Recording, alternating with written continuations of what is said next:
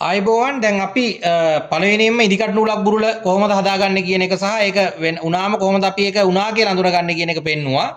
ඊළඟට අපි බලන්නේ චේන් ඉදිකටුවේ නූල. දැන් අපි බැලුවේ ඕලොක් මැස්මට අදාළ නූලනේ. චේන් ඉදිකටුවේ නූල බුරුල් වුණාම කොහොමද අඳුරගන්නේ සහ ඒක නිවැරදි කරගන්නේ කොහොමද කියන එක තමයි මේ වීඩියෝ එකේදී කතා කරන්න යන්නේ.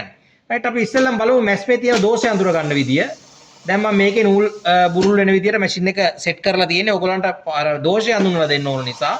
රයිට් දැන් මේ විදියට මැෂින් එකේ මහලා ඉවත් කරලා ගත්තට පස්සේ රයිට් අපිට දැන් මේ පැත්තෙන් බැලුවාම හරියටම චේන් නූල ඉදිකට චේන් නූලට අදාළ ඒ කියන්නේ චේන් මැස්ම ගෙතෙන ඉදිකටුවේ නූල බුරුලයි කියලා අඳුර ගන්න බෑ. මොකද මේ පැත්තේ අපියරන්ස් එක කොහොමත් නිකන් අර දංගලක් ආකාරයට ගෙතිලා තියෙන නිසා බැලුමට මෙතනදී අඳුර ගන්න බෑ. හැබැයි දැන් අපි හිතමු පටවල් දෙකක් ජොයින් කරලා මහනකොට මේ පටවල් දෙක ජොයින් කරා මෙන්න මේ විදියට ඉදිකටු නූල ඇද්දාම බුරුලෙන් පේනවා නම් මේකේ වැඩක් නැහැ මේ ජොයින්ට් එක දැමිල්ලේ. ඒතර මේ ජොයින්ට් එක නිකන් ගැලවෙන්න වගේ බලනවා. අන්න ඒ වෙලාවට සාමාන්‍යයෙන් අපි දැනගන්නවා චේන් නූල බුරුලයි කියලා. එතකොට එහෙම වුණාම අපි චේන් නූල තද කරගන්නේ කොහොමද කියන එක බලමු කරන්නේ.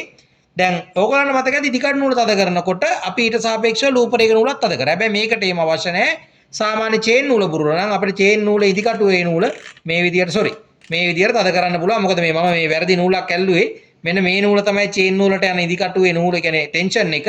චේන් ඉදිකටුවට යන නූල මේ විදියට අපි වට දෙකක් විතර තද කරලා මෙහෙම මැස්ම ටික දුරක් මහලා බලලා මේක අපි මේ විදිහට ඈඩ් කරලා බලනවා. දැන් තාමත් නූල් බුරුලක් අපිට පේන්න තියෙනවා.